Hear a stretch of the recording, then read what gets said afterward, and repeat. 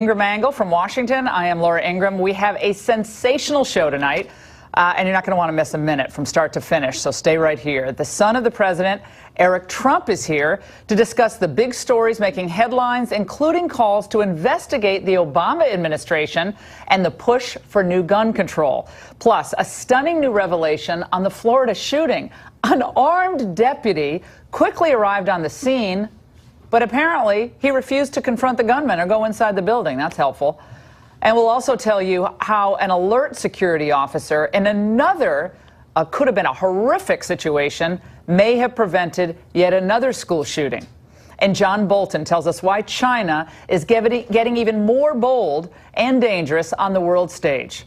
But first, to wound Trump and win the 2018 midterms, the left exploits tragedy and demonizes the NRA. That's the focus of tonight's angle. Last night at a CNN town hall, Florida Senator Marco Rubio, you might have seen it, walked into the lion's den with a filet mignon in his back pocket. If I believed that that law would have prevented this from happening, I would support it. But I want to explain to you why it would not. Senator Rubio, it's hard to look at you and not look down the barrel of an AR-15 and not look at Nicholas Cruz. Can you tell me right now that you will not accept a single donation from the NRA in the future? That's why I support the things that I have stood for and fought for during my time here. More NRA money? Rubio was really gutsy to show up and to hear the kids out, but it sure wasn't fun. And he quickly became a punching bag for the crowd and the questioners. There was booing, there were jeering, a complete lack of respect by teenagers as well as the adults in the room who frankly should have known better. Dana Lash, the NRA spokeswoman, received her own warm CNN welcome. Think of how far you all could go as a result of voicing your beliefs. You can shout me down when I'm finished, but let me answer Emma's question. As other media networks would have covered it. That's a huge... Wait a second. He should not have been able to purchase the firearm.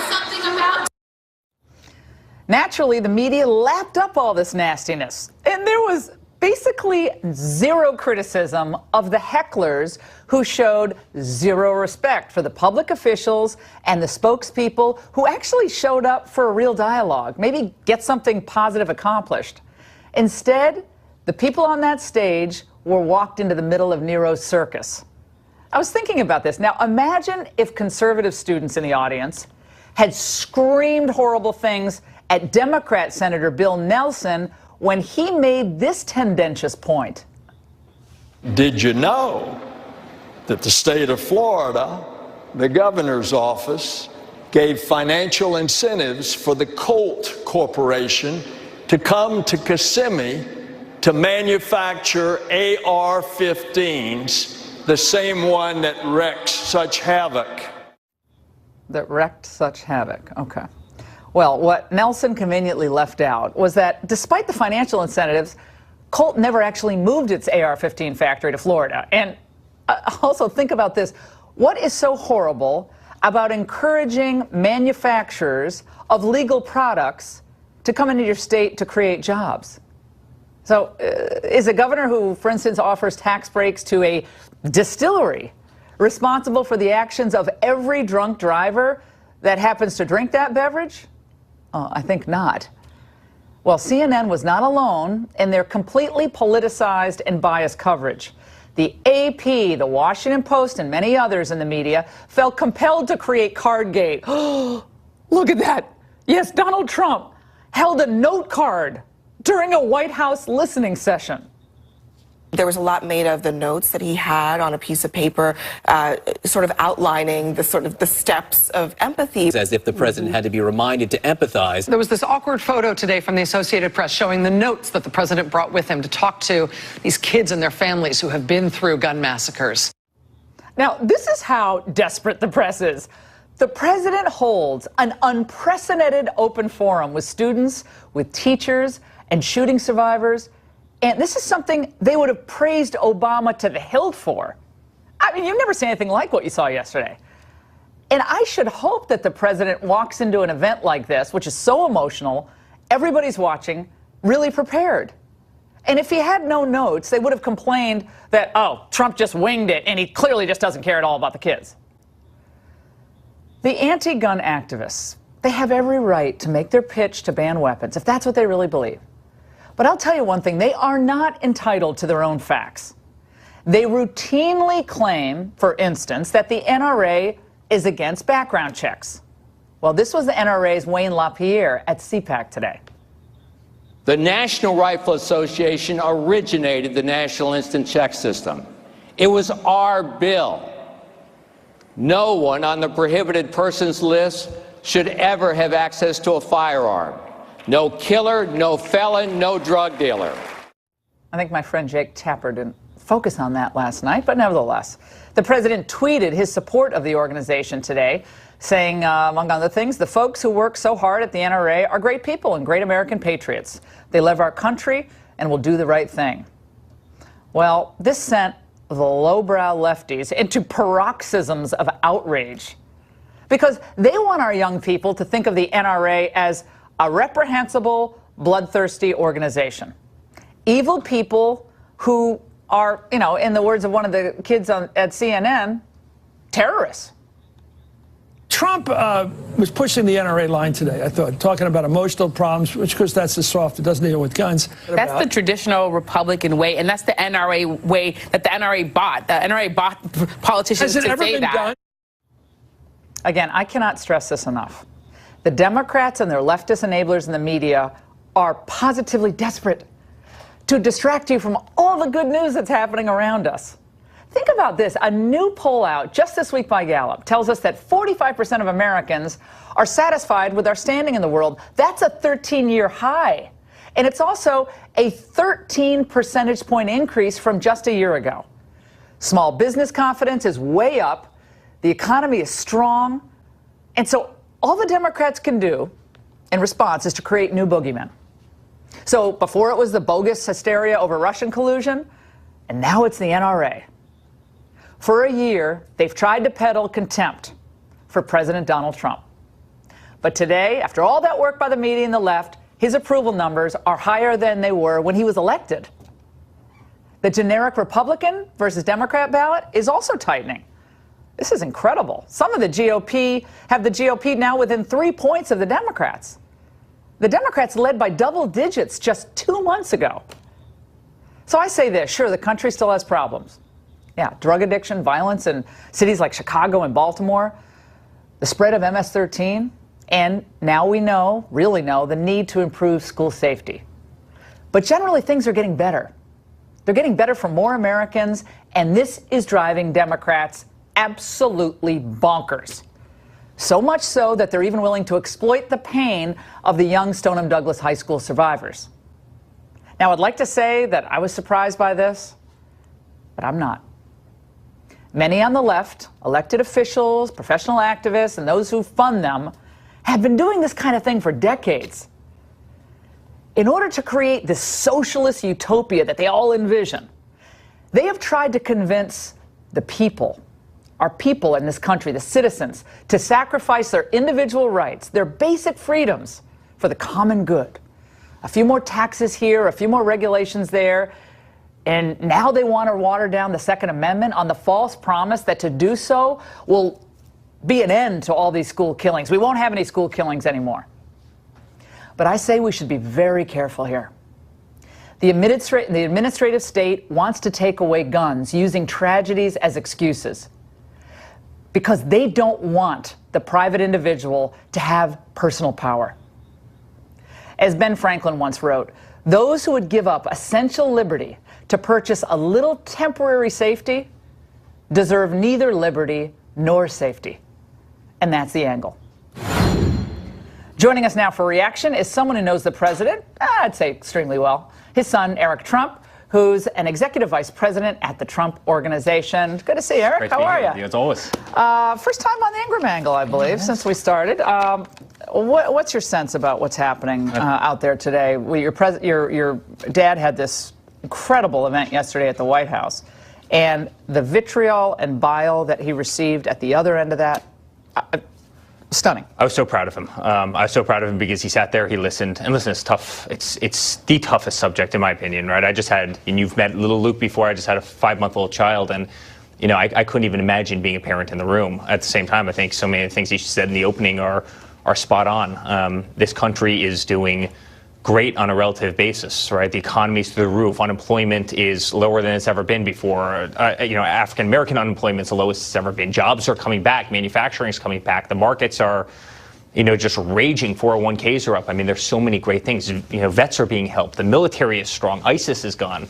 There's so many things that we can celebrate. And I agree that Democrats will use absolutely anything they can to take him down because they're afraid of all of his successes. Now, I'm not saying something doesn't need to take place over the tragedies that have happened. I mean, my heart breaks. But I think you're right in that, anything they can to undermine the man. You saw that with the Russian hoax. They are doing, and it's very, very sad, and it's not beneficial for our country. The obsession over the card he held in his hand. Well, I wrote speeches in the last couple of years of the Reagan administration. We always gave, whoever we were writing them for, if it was just an impromptu thing, we'd give notes.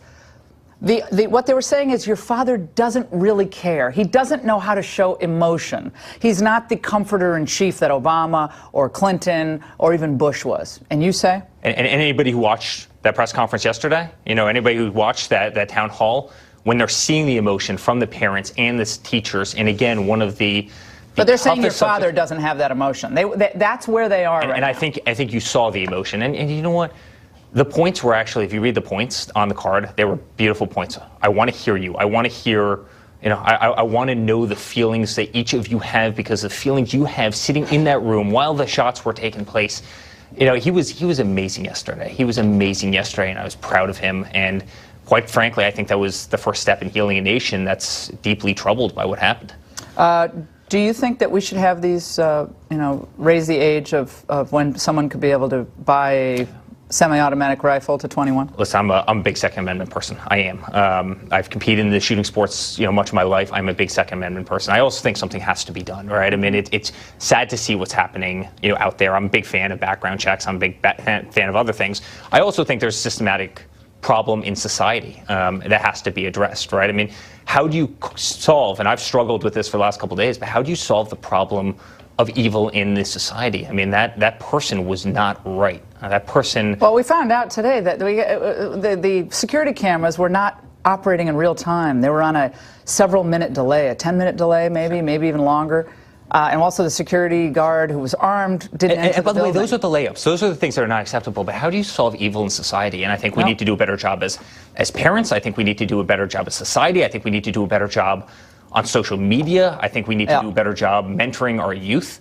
There's so many aspects of this. So yeah, listen, I think there's common sense things that can be done, right? That don't hurt people who really enjoy, the Second Amendment, things it stands for. I also think there's societal problems that need to be solved. We didn't have this problem when I was growing up. We had more guns in Connecticut, where I grew up, than we have probably today, and fewer gun control laws. And we had fire drills. That's all we had. Yeah. So something's changed between like the late 70s, early 80s, and today. There's a lot's changed. And I don't know if legislation can change that. You guys have been getting a lot of heat for your brother's travel to India and business that he's doing there. He gave a speech on Indo-American relations, and you're getting hammered. Bob Menendez, a good friend of yours, I know. He said, I'm concerned that Mr. Trump, your brother's speech, will send a mistaken message that he's speaking on behalf of the president, the administration, or the United States government, not as a private individual, but that he's communicating official American policy. I write to ensure that the U.S. Embassy presence in India will have no role in supporting Mr. Trump or the organization during his time in India. New York Magazine and the rest have nasty comments about this. Is there any conflict there, given the business interests there, and he's speaking on policy? And what don't we get hammered for? My brother was over there. We have a bunch of buildings in India. He's talking about how the Indian people are wonderful people, and he enjoys his experience over there and everything else, right? And then all of a sudden, you have this, right? I mean, these are the first people to say that the First Amendment should be protected until you say something that they disagree with, and then they try to shred you to pieces. And it's not right. He gave a beautiful speech. He talked about how wonderful the country was. We've been over there for many, many years with projects. and this is the pundits' talking points, but there's very little that we can do that we don't get attacked from. And you were talking about it in your open, and I think you did so very, very beautifully. I mean, there's nothing that we don't get attacked for because, quite frankly, the Democrats don't have their own platform. They don't have their own leadership. They've got no good ideas. They've got no good bench of candidates. They're petrified over what's happening in this country, the fact that people are putting more money in their pocket and all the great things that we talked about before. And so what do? They don't want happy voters. They don't want happy voters going into 2018. They attack Don. They attack me. They attack our kids. They attack our wives. They attack my father. They attack Jared and Ivanka. I mean, they do anything that they can to undermine our family because it seems like it's the only move that they have. You have someone internally policing any potential conflicts, correct, in the Trump organization? Because you're rolling through various levels and we take it so seriously. We take that exercise so seriously. Well, you're under the microscope, so you got to take it seriously. The appearance of conflict or any conflict. Manafort today, it looks like Mueller's piling on new charges. The concern is trying to squeeze Manafort to try to expose the Trump campaign in this never-ending investigation.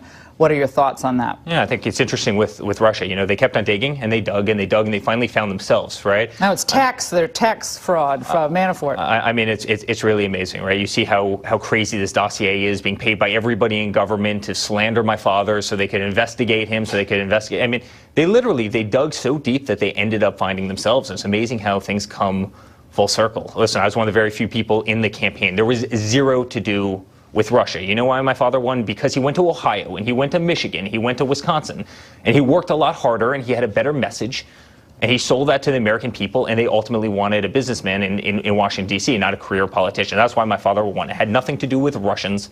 There were no Russians. I mean, it's a nonsense. This whole thing has been a hoax.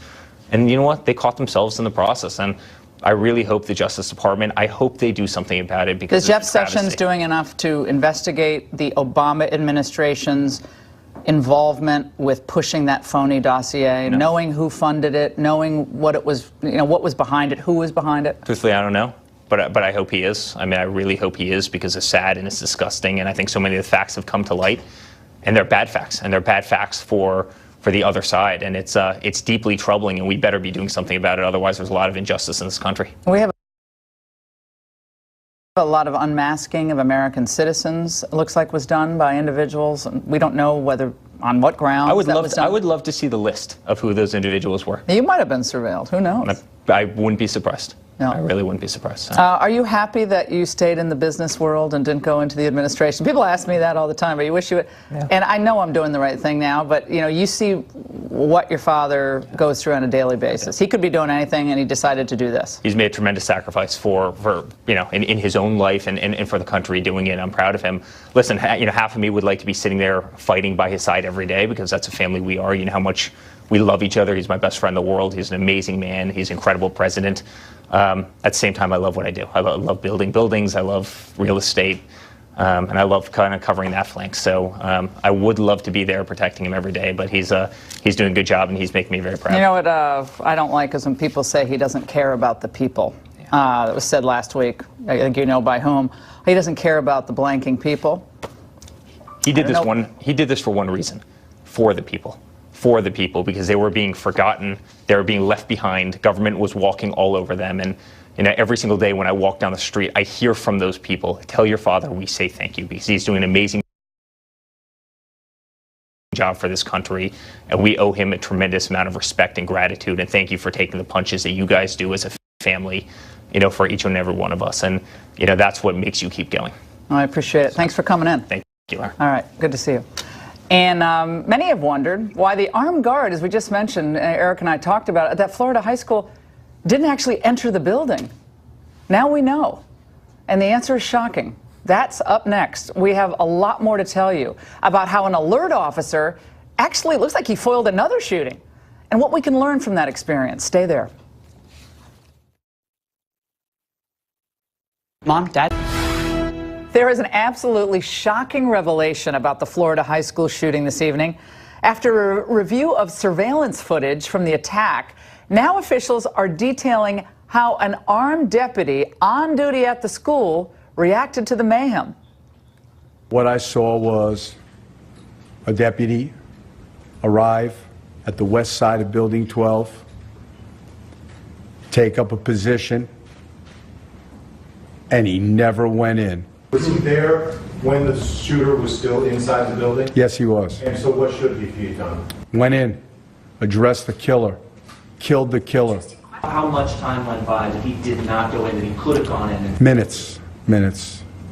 I think it was upwards. I think he remained outside for upwards of 4 minutes. Now, the shooting lasted 6 minutes before the killer fled the scene. Well, that deputy has now resigned. Marjorie Stoneham Douglas High School junior Ariana Klein survived the shooting. She and her father, Andrew Klein, join us now from Parkland, Florida, after attending yesterday's listening session with the president at the White House. It's very good to see both of you. Thank you for joining us. I know how difficult this situation has been, although we can't really understand it and what you've all gone through. You were amazingly poised yesterday, Ariana, at that White House event. I watched every minute of it, and I know the country and just is rallying to all of you. And your reaction to this news that we just learned a few hours ago about how the security detail who did have a weapon didn't enter the building. Your reaction to that? Well, you know, as a father, Laura, and thank you for having us, it's just maddening to hear that news. You know, when you put your faith in the law enforcement to act to protect your children, and then they fail to act, it's just inexcusable. And, you know, it highlights the other failures that led to this tragedy, that contributed to this tragedy, which was the breakdown at the FBI in failing to act on the tips that they had, the prior failures of the BSO.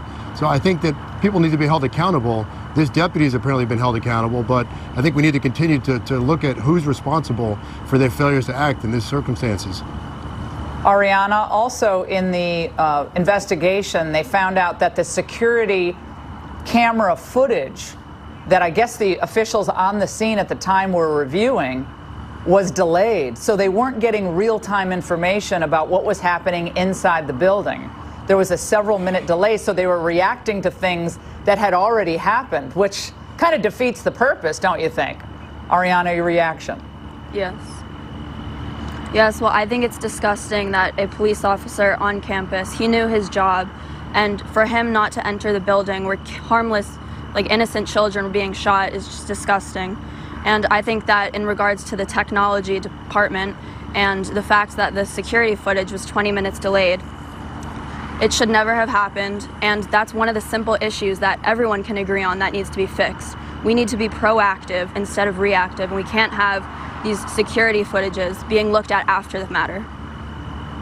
Last night at the big CNN town hall event, there was a lot of raw emotion. One of the students who wanted to attend but didn't attend because he was upset that to him it seemed like his question was being scripted for him. He spoke out tonight on Tucker's show. I want to play it for you and get your reaction. Let's watch.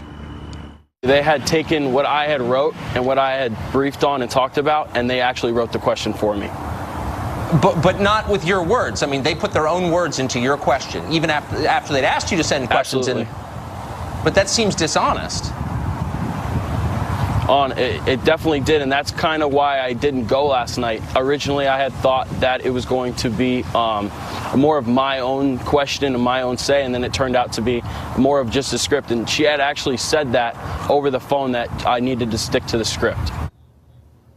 Ariana, what's your reaction to that? That CNN denies this, by the way, but they have a history of planting questions that Michelle Malkin and others have written about before in other events. But Colton Hobb, who gave that interview, was emphatic about his point. Yes. Well, I think the whole point of the town hall meeting was to hear the kids and hear what we had to say. And for that to happen is inexcusable. Our voices need to be heard, and he should have been able to ask any question he had to ask. But instead, we have these networks that don't want us to give our real opinions, and they want us to further their own agendas. Andrew, it seemed like Laura, most of the students, Andrew, had the same opinion on what to do, namely to ban certain weapons, to trash the NRA, to be really disrespectful to Marco Rubio and nasty things being said to Dana Lash, who was there. But they all seemed to be pretty much in agreement, as far as I could tell. There was no diversity of opinion among either the students or anyone else that I saw, even in the audience. And Laura, that's not surprising at all. I actually spoke to a CNN producer on Thursday, the day after the shooting, and the producer insinuated to me they were looking for people who were willing to espouse a certain narrative, which was taking the tragedy and turning it into a policy debate, and I read that as being a gun control debate. And unfortunately, I think a lot of the people talking about gun control don't understand what they're talking about, because I'm a Republican, I'm a gun owner, I'm a responsible gun owner. And when we talk about gun control, it's not about taking guns away from people like me. It's about keeping them out of the hands of the people who should not have them, who are irresponsible, who are a threat to society. And when, last night when Ted Deutsch kept repeating his mantra that he wants to eliminate any gun that can fire 150 rounds in 6 minutes, that's almost every gun that's out there. So this supposed assault weapons ban, these other items they're talking about, aren't going to accomplish anything, along those lines. So I agree we need to make some headway. We need to raise the age to buy a rifle. I agree with the president on that. But beyond that, a lot of these folks who are yelling gun control, really don't have a great grasp on what they're talking about. So, Andrew, let me just get this straight. So the CNN producer who called you right after the shooting said specifically what about the way they wanted to produce interviews and so forth? Well, as I recall, the producer said, we're looking for people who want to talk about the policy implications about what happened in terms of, she didn't mention guns, but, in terms of the policy implications for preventing future mass shootings. And if you know folks who want to talk about that, we'd like to speak to those people. Very interesting. Ariana and Yes. Mr. Klein, thank you so much for joining us. Our prayers continue to be with the people of Parkland, and you guys are incredible. You were amazing yesterday. Thank you so much. Thank you very much. And we have another big story. This is huge. China is getting bolder and more devious, and American companies are doing business there are now getting hammered. John Bolton reveals the communists' disturbing new demands next.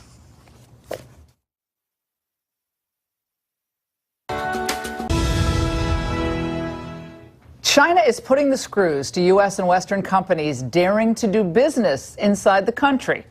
A disturbing Wall Street Journal report warns today that Beijing increasingly expects Western companies to engage in self-censorship, accept government control over information, and even punish their own workers for offending China. This is what Treasury Undersecretary for International Affairs David Malpass said yesterday in D.C. We're coming off of a period of years where China was congratulated by the U.S., by other countries. They went to Davos a year ago and said, we're into trade, when in reality, what they were doing was perpetuating and continuing a system that worked for their benefit, but ended up costing jobs in most of the rest of the world. Music to my ears. We have an administration finally calling out China. Ambassador John Bolton is a Fox News contributor, and he joins us now with more on this. Gave a great talk today at CPAC. Great to see you, Mr. Ambassador. How are you? Look forward to yours tomorrow. Oh, gosh. I got any jokes? I'm going to speak in a few hours. All right. Well, your reaction to this. I mean, you notice the reporting on this is getting more and more specific, and there's a lot more in the way of journalists now speaking out about the demands that China is extracting from U.S. companies doing business there. Yeah, it's really gotten quite extraordinary. It used to be they simply stole our intellectual property, took the patents, turned them into Chinese products, and discriminated against foreign businesses in their court systems. Now they're actually demanding that Western companies behave like Chinese companies. In other words, enforce censorship, do what we tell you to do, conform to the political realities. And this is a way of taking advantage of all of that Western capital, all of that investments that has come in. And I thought David Malpass summed it up exactly right. China pretends to be a free trade country. They're practicing mercantilist policies, taking advantage of countries like the United States that naively assume that just because they reach an agreement, they actually follow what they commit to. It's amazing that when you look back to in the year 2000, when Bill Clinton standing in the Rose Garden with Alan Greenspan, and they're cheering on the WTO opening up to China, the most favored trade status going to China, they predicted all of this wonder. We're going to, new era of globalization, people predicting that China was going to become freer and more like the West. But now we're seeing some of these businesses, Western businesses, becoming more like China. Yeah, look, I am a free trader. I believe in it. And I remember exactly what Trump wants to trade. He just wants it to be non-distorting the marketplace. Right, to actually do free trade instead of what China's doing. Everybody said China will now conform to these international norms, bringing them into the WTO will create these changes. They have simply taken advantage of it for the past 15 years. And the difference between Trump and other presidents, because he does believe in free trade, is he just expects others to follow free trade practices as well. And China has not been doing that for a long, long time. And what's interesting is the Mueller investigation, and it's always Russia, Russia, Russia. And Donald Trump is finally doing something against this gigantic economic and military power, and how they've completely distorted the marketplace, taken advantage of us and other trading partners. And you know, the media doesn't give them any credit for it. I mean, they're never going to give them credit for it, but the people who were wrong about China, Tom Friedman, again, Greenspan, Clinton, all these globalists, they never say, oh, gee, whoops, I got that wrong. Yeah, well, so much for the rules-based international system that works so well. And I think China's just exposed the hypocrisy of a lot of it. But let's not forget, China also, through the Confucius Institutes and a number of other mechanisms, talk about Russian interference in the political system. They are normalizing our thinking about China as well. It's really quite extraordinary the extent to which they've gone. We need more on that side. Yeah, I mean, the communist philosophy, Ambassador Bolton, you have to see, there does have some good points. Bread is really cheap, milk is cheap, transportation, health care for all. Enormous equality all throughout China. Everything will be equal. It was so much fun to watch you at CPAC today. Great job, as always. It's a great event. Oh, fantastic. And we might have been reporting another horrible school shooting tonight. If not for our next guest, you are not going to believe this story, especially after what we learned about that missed opportunity, perhaps, in the Parkland shooting last week. Stay there. Oh, manatees, a.k.a. the sea cow. Oh. An alert security officer at a Southern California high school is being hailed as a hero for thwarting an apparent shooting plot. Police arrested a 17-year-old student at El Camino High School after the security officer said that he heard the teen say that he was planning to shoot up the school. Authorities then found handguns, 2 rifles, and 90 high-capacity magazines at the teen's home. Just 90? Joining us now from L.A. is that alert security officer, Marino Chavez. And here in studio with me is Jim Hansen, a former member of the U.S. Army Special Forces and now president of the Security Studies Group. It is so great to see you. Marino, tell us about what happened. I mean, you are just being hailed as a hero today, given what happened last week in Parkland. How did you have the foresight, and tell our audience what occurred? Well, it's a Friday afternoon at El Camino High School, and the bell rang after lunch. So I'm watching all the students going back to class. I'm walking around, and then I overhear a student state that, watch, there's going to be a shooting on this campus. So I got just part of what he had said. So then I walked up to him and questioned him again, asked him, okay, what exactly did you say? And then, of course, he's denying it. So I escorted him to the office, questioned him. I called the assistant director to the office. I called the counselor. And I'm questioning, and he finally admits it. They said, yes. I said, I guarantee you within 3 weeks there'll be a school shooting. He goes, I'm just kidding. I don't mean nothing about it. So then I ask him, I tell him, you can't say that, just like you can't say bomb on a plane because you'll be escorted off the plane. Right. And so then the authorities went to his house. They found all those weapons. Right. So I called the sheriff's department. They came down, talked to him, investigated. They took him into custody, and they checked the home, and they found the weapons. Why have they not identified him, by the way? They haven't identified him by name. Is there a reason for that? Because he's a minor. He's under 18 years. So they have to protect his identity. Yeah, but he could be charged by, a minor. He's 17 years old. He could be charged as an adult in a plot to perhaps blow up the school, to be looking at his social media. Jim, I got to ask you about this. I mean, Marino did what the FBI did not do when they had actually seen these comments on YouTube, and then, of course, got the tip at the FBI line. So a security officer at a school hears it and says, whoa, this is not right. Which is why armed security at schools is a great idea. The argument against it is absurd. The idea that somehow this does not help is crazy. Now, whether or not the guy in Parkland failed in his duty for whatever reason to protect those kids, that doesn't invalidate the concept. There's a famous saying from the Wild West. God created men, Samuel Colt made them equal with the peacemaker. Well, the left has made one crazy with a gun more equal because now they're the only one who's armed on too many campuses, and we need to change that. Now, Marino, the school, the El Camino, is a small school, certainly compared to Parkland. It has 200 students compared to 3,000. Are you an armed security officer or unarmed? I'm unarmed, and there's about 265 students, approximate. Okay, so you are armed or unarmed? Sorry, I couldn't hear that. No, I am not armed. I got a duty belt with everything except a gun. No, ma'am. Okay. No, we are not armed. Would you prefer to be armed, or you're not comfortable with that? No, I used to be an armed officer before I started with the school district. Yes, armed would be better. I can do more for the school district because if they're shooting in the campus, I can just run and hide. Yeah, what are you supposed to do now? If someone gets into the building, I mean, you prevented a school shooting. I mean, I'm sorry, I'm going to say it. People say, well, he might have. No, you prevented a school shooting. What would have happened if that kid, who's for some reason we're not identifying because he's a snowflake, what if he had gotten a gun, gotten in that? What are you supposed to do? Throw things at him? What the heck are you supposed to do? It's ridiculous. You do what that football coach did in Parkland, and you run at an armed gunman, and use your own body as armor to protect kids. Okay, so that's what Marino is supposed to do. Marino, the teachers and the parents, and frankly the students, if they're not indoctrinated by CNN or other organizations. I mean, they have to, someone like you who knows how to use a firearm, the president said that today. People who know how to use firearms, who are adept and confident in their use, should be armed at a school. Do you agree with him?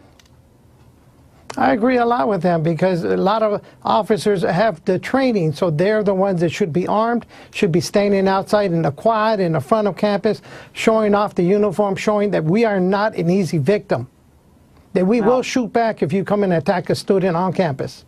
Well, I want Marino armed, not with his great mind. That was good, but we want you also armed with a firearm. Jim and Marino, thank you so much. What a great panel. And by the way, guys, the media loves Canadian leader Justin Trudeau, but people in India having second thoughts about his visit. The golden boy, the pretty boy of the lefts, now the Bollywood nightmare. Ooh, next.